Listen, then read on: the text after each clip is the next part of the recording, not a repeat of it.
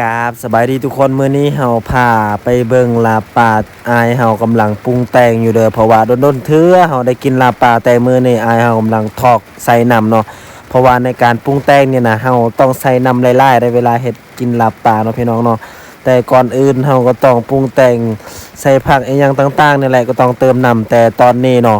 คอยกำลังไปล้างเคียงเด้อเพราะว่าหลังจากที่เฮ็ดลาบปลาไปแล้วเฮาล้างเคียงเนาะ นี่เลยทุกคนนี่ก็คือเฮือนเฮาก็สิประมาณนี้เนาะทุกคนเนาะหลังจากนี้เฮาก็ถูเคียงสิประมาณนี้หลังจากถูไปแล้ว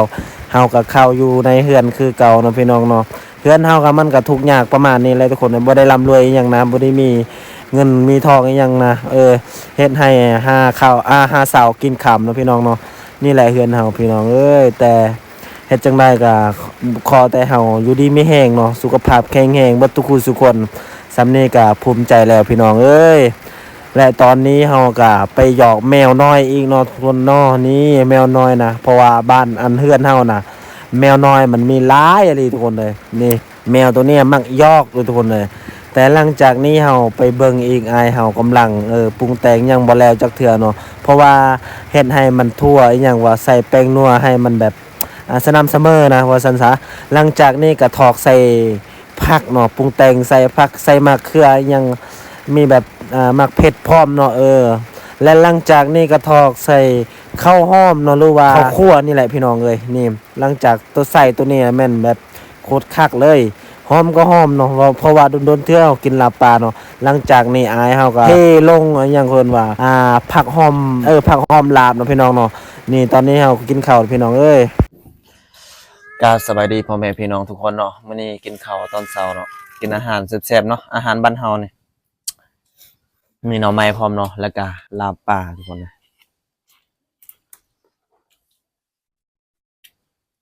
นี่กินกับผักบงเนาะปลูกเอง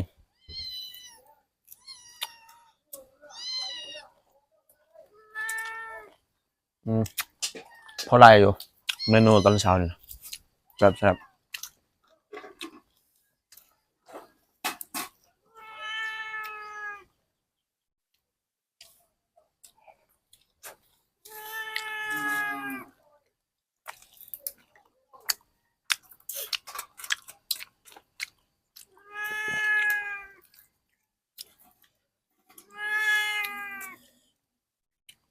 โดนเตือนแบบเลยโอเคนี่คนกินลาบเนาะส่วนหลายบ้านอื่นเขาจะตำลาบเอาเขาตำเอาแต่เฮาเนี่ยนะผักเนาะคนเนาะผักลาบ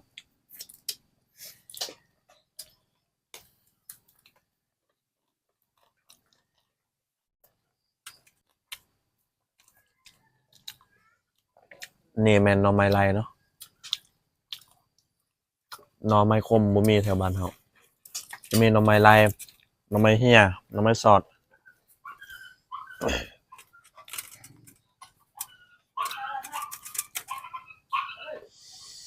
นี่ครับ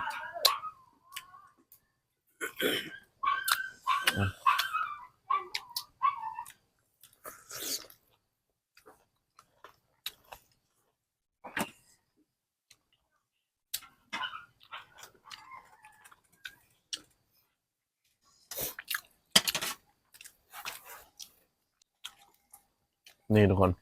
เมนูพิเศษคือร้านเฮาก็บ่ได้กินดิบเนาะเพิ่นก็คั่วเอามันเป็นลาบดิบเนาะ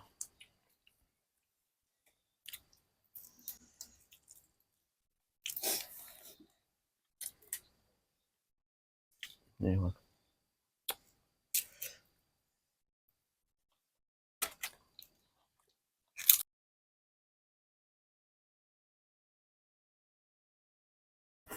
นี่ทุกคนกินจนเบิดถ้วยเลยพี่น้องเอ้ยหน่อไม้ก็บ่เหลือหยังแต่คลิปของเฮาก็หมดเพียงเท่านี้เด้อในการกินข้าวตอนกินลาบปลาเนาะ